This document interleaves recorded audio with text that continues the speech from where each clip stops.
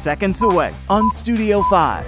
Something good, something kind. A look back at some of the year's most popular interviews. Was this a difficult album then to do in light of what you were going through? And we're taking a look back If you leave here, you won't be coming back.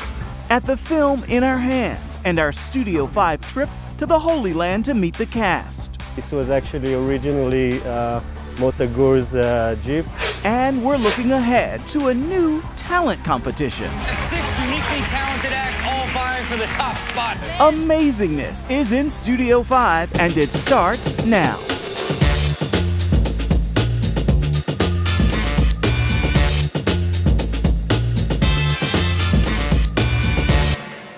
And welcome to Studio 5. We're taking a look back at some memorable moments from the year of 2017 in just a moment. But first, let's begin the countdown of the top 5 headlines in the world of uplifting entertainment news. At number 5, an emotional story of forgiveness. You are my brother. Let me apologize to you if I hurt you, that we haven't been together. And God is good to bring us back together. NBA greats Magic Johnson and Isaiah Thomas buried the hatchet in their long-running feud during an emotional NBA television special. I know, man. It hurt me too. The ball players were close friends and rivals in the 1980s, but had a nasty falling out. And Magic worked behind the scenes to keep Isaiah off the Dream Team that won the gold at the 1992 Olympics. It's all good, baby. At number 4, She reached into the sink, pulled up another crystal glass, put it in front of my face like this, and dropped it, and shattered the whole thing. And I thought to myself, what have I married? actor Kirk Cameron and his wife Chelsea are taking living room conversations on tour to help families. This summer, my wife Chelsea and I and our 6 kids are going to do something we've never done before. We want to open our lives, open the door to our marriage, to our family, to our faith, and to our convictions. We want to show you where we've struggled and what's helped us. With nearly 30 years of marriage under their belt, in January, the husband and wife will pack a trailer for a 30-day tour called Living Room Reset. I knew that once we started a family, that it was going to be everything for me. And that begins this week's countdown. We've got more to come in a moment. Looking back at 2017, we've had a good year of uplifting entertainment news here in Studio 5. And one of those special moments came with that chance to take you behind the scenes of the Kari Jobe tour. Here's a look back in this week's Studio 5 interview. Something good, something kind, bringing peace to every corner of my mind. Your album is The Garden, and this is the Garden Tour. Tell me the story behind this whole garden experience people are having with you and this music. I can see the eye. So right when I was starting to write for this album, I didn't know yet where it was going or the theme or anything, but I was pregnant with Canyon, my 1.5-year-old, and my sister was pregnant at the same time.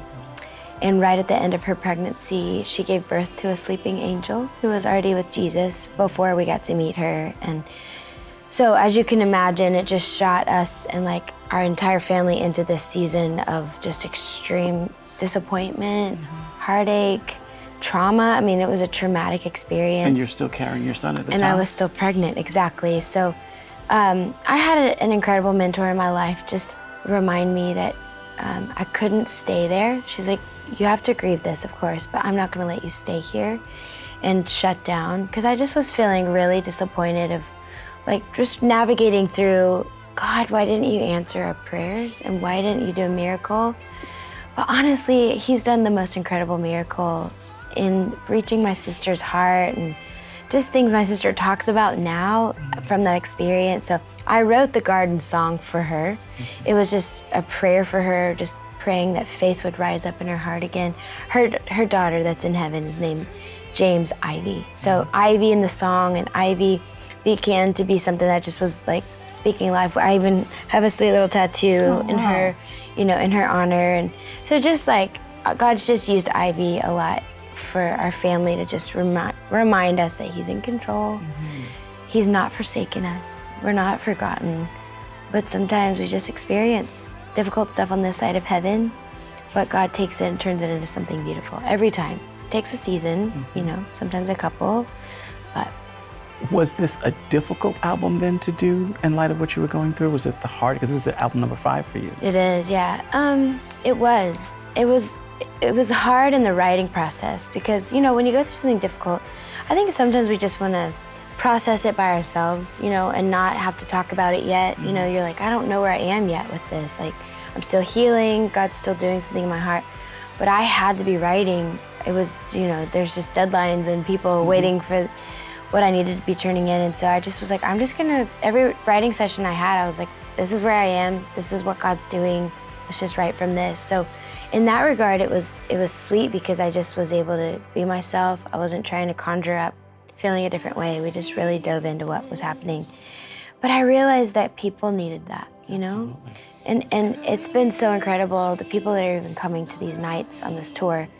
There's so many stories that they're bringing up in the Q&A or in different things, like just saying, this album, I needed this because we lost a child too, or I've walked through things with God that I haven't understood before and you have helped me to just worship through it, or, you know, just have moments of honesty with God instead of hiding it, you know. He knows what we're thinking anyway, so. It was a hard album to write, but it also brought a lot of healing at the same time. I can see that. So. I'm married with 2 children, but we lost 2 children in between. So I certainly identify, and as a husband, I always say that was the worst possible time for me as a man trying to minister to a wife who I couldn't explain. Exactly. It is hard, and what was helpful with this project too is when you're going through something difficult, Christianese does not help. You know, even somebody saying, God's gonna use this, I'm like, that doesn't comfort, you know? But what does comfort is crying with them or just saying, I'm just here with you. But on the flip side, now I know why people were saying God's gonna use this and God's gonna return this for beauty, because he does, you know? And so it just takes sometimes just like encouraging people. And so I think music does that. It's disarming, but it can be in your face. And I think this album just has an anointing behind it for breakthrough in that area, because we really encountered God's presence really helping us in this season. I think it's doing that now for other people. And there is much more from Kari Jobe and her husband. Be sure to check it out online and on our Studio 5 Facebook page. Coming up next, we look back at the CBN documentary, In Our Hands, The Battle for Jerusalem. It only took them 4 hours to fight the Battle of Ammunition Hill. It took us 26 hours to film it. Welcome back to Studio 5. The countdown of the best headlines in uplifting entertainment news continues now. At number 3, Brooklyn Nets point guard Jeremy Lin reminds fellow believers of the importance of evangelism. The Gospel Herald reports Lin sent an email to his digital prayer group revealing the Bible passage Luke 16:19-31 has been heavy on his heart. He then encouraged them to read the passage and think about family members, close friends, co-workers, peers, and even strangers who may be lost. At number 2. Dear Aunt Lucy, you sent me to London to find a home. I have a wonderful family. I think you're in great shape for a man your age, Mr. Brown. Ah, thank you, Paddington. Your very first look at the British live-action animated adventure comedy, Paddington. It returns to theaters for its second installment, January 12th, and stars Hugh Grant. It's knowingly and self-avowedly positive. Not just about London, but about human beings, about the power of being decent and well-mannered in the way that Aunt Lucy taught Paddington to be, and how if you are that, things will come right. And there is simply one remaining headline in the countdown. Be sure to stay tuned for that final one. 2017 marked the 50th anniversary of Israel's Six-Day War, and CBN remembered the moments with the documentary In Our Hands, The Battle for Jerusalem. We traveled to Israel to meet the team behind the film. We shall destroy Israel and its inhabitants. Our goal is clear: to wipe Israel off the map. I believe the time has come to begin a battle of annihilation. Arab nations surrounded Israel in 1967. The Jewish nation's survival hinged on a war that would last only 6 days. Those days are relived in the film In Our Hands, The Battle for Jerusalem, through the compelling stories of Israeli paratroopers. If you live here, you won't be coming back. But if I don't leave, none of you will be coming back. Production for In Our Hands took just under a year to complete, and one of the most pivotal battle scenes was shot right here at Ammunition Hill. We did the shooting on this Jeep right here. This was actually originally Motagur's Jeep, the character played by Sharon. On location at Ammunition Hill, we talked with actors Idan Barkai and Sharon Friedman. My grandfather Aaron, was in the siege on Jerusalem before, and he was telling about it to me when I was young. And it was like, you know, it's like unbelievable that I'm playing like the one that, you know, released the city and take it back, which is the place that my grandfather used to be here, like, you know, unprotected. Sharon plays 55th Brigade Commander Motagur. Idan plays Chief Intelligence Officer Arik Akman. You want me to plan an entire war in 2 days? Yes? I'm at the university full time. I'm about to take my final exams. So, you'd better get to work. Both of these gentlemen, very impressive in terms of their lives and their real life people. Yeah. Were you nervous about portraying people who people celebrate and are heroes? You feel obligated to honor that person, but it's just Arik Ahmon is such a great person. I was humbled, you know. I just tried to do my best, tried to give out the emotion and the tension of the moment I was in. Me myself, I served the army, but I never really fought in big, great wars, fortunately. This film hits close to home for many cast members. I myself was in the army in the paratroopers, so I could give my input to the part and the movie, but it was more real than just a memory of the Israel history. Ishai Ben Moshe plays 71st Battalion Commander Yoram Zamosh. This being such a critical part of this country's history, what was it about the story and retelling it that made you want to be a part of it? This is the first time I'm here since I was in the army. Yeah, so it's very special for me. I'm very honorable to do it, first of all, to be part of it, and to let people in the world to see it, what we came through. Were there any scenes that were difficult for you, or the most memorable scene for you? What was it? The most memorable was with the actress Ruth Farhi, who plays the woman that gives me the flag of Israel to put on the wall. It was a very emotional scene. This flag flew in the old city before we left in 1948. When you get to the wall, I want you to hang this flag. Of course. It will be our honor. Action! Guiding these emotional scenes, producer and director Aaron Zimmerman. The battle scenes that we see are gripping. That process, how hard was it to reenact and make that come alive on film? It took an enormous team of people. We did many scouts of this place. My director of photography and I, we came here several times, and we would literally walk the battlefield, walk the trenches and say, okay, we have this scene, can we do this here? Let's do it up here. We took every angle into account. We had a joke on our set. It only took them 4 hours to fight the Battle of Ammunition Hill. It took us 26 hours to film it.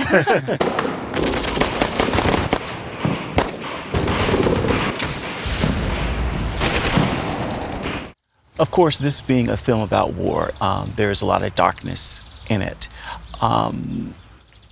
but I felt like there's also a lot of light in the film as well.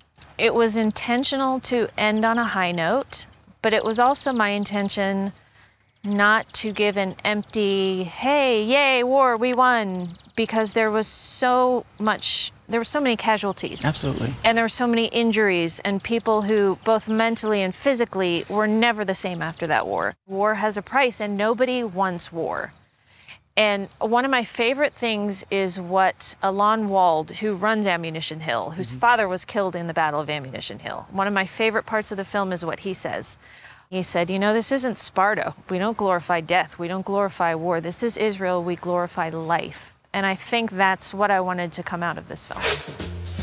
If you haven't seen it, In Our Hands is available right now on DVD. And even if you have, it is worth checking out again. Still to come on Studio 5. 6 uniquely talented acts all vying for the top spot. A new kind of talent show. After each performance, I will decide who deserves that top spot. Your first look at Amazingness with host Robert Dyrdek. And welcome back to Studio 5. We have made it to the final headline in this week's countdown of the best headlines in uplifting entertainment news. At number 1, your first look at God's Not Dead, A Light in Darkness. St. James Church has become a beacon of violence and controversy.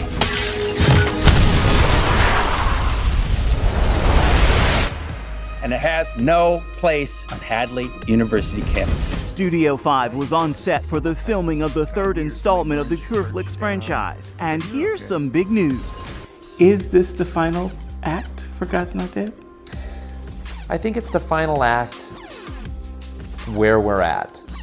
Whether or not the franchise goes on in a different way, I don't know. But it certainly could be the final act for Reverend Dave, that's for sure. God's Not Dead, A Light in Darkness is in theaters March 30th, 2018. And with that one, it wraps this week's countdown. We've been taking a look back at great uplifting entertainment from 2017 in the show. But right now, we'd like to look ahead with some ridiculously talented people who are competing in a new talent series. We're sitting down with the host, Rob Dyrdek, in a moment. But first, here's Studio 5's first look at MTV's Amazingness. Welcome to a talent show like no other talent show in the world. I got a wedgie just watching that, baby. This is Amazingness.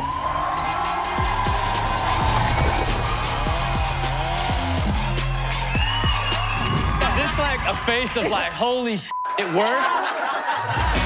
6 uniquely talented acts all vying for the top spot. Man put a ladder on his face. After each performance, I will decide who deserves that top spot. He promises to put a ring on it if he wins. Wait, wait. Wait, what? Wait.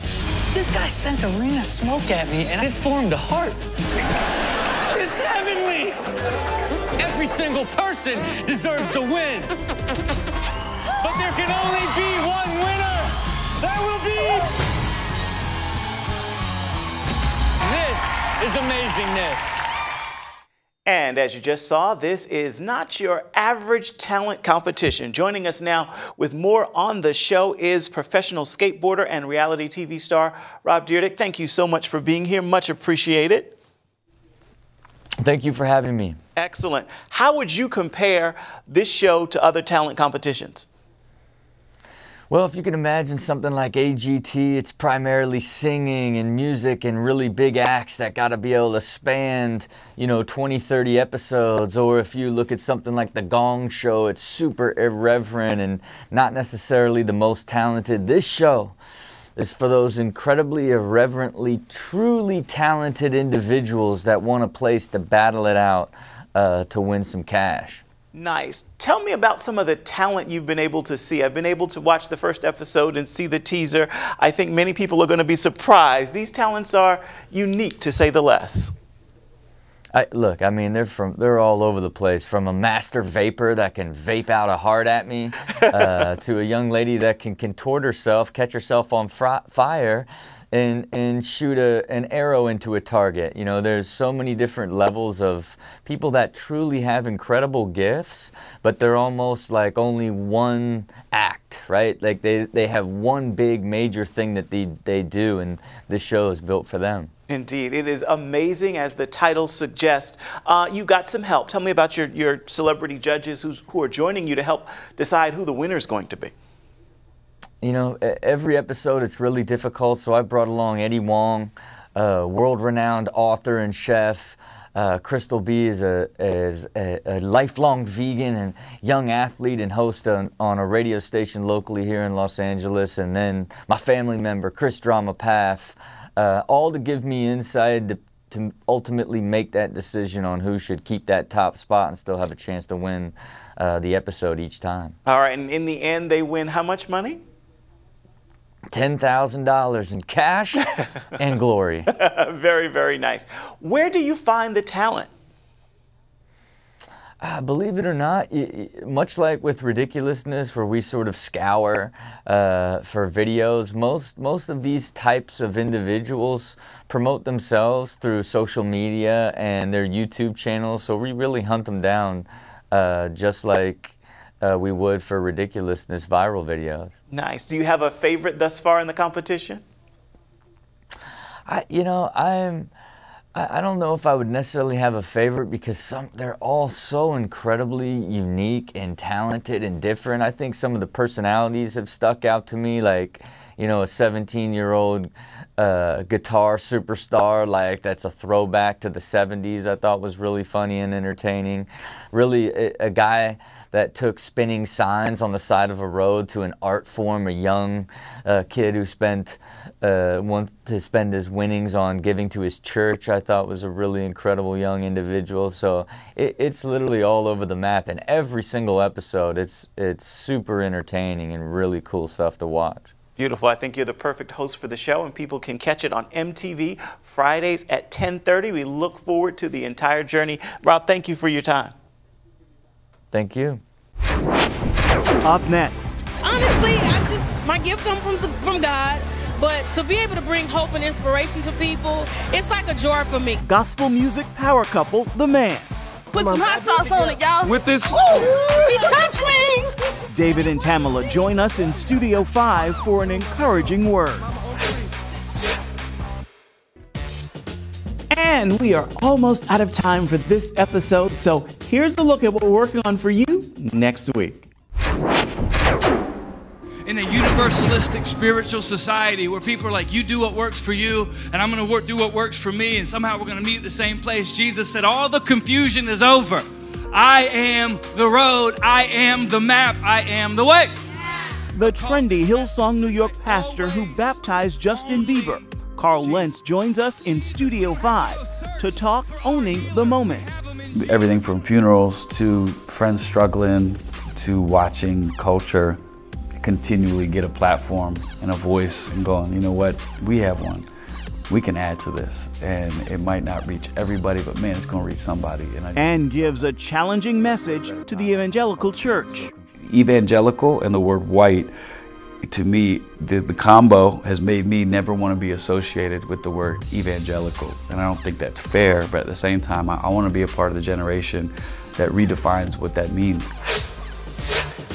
That's just one story from next week's rundown. As for this show, we're looking ahead again and giving today's final word to recording artist Tamala Mann and their husband, David Mann.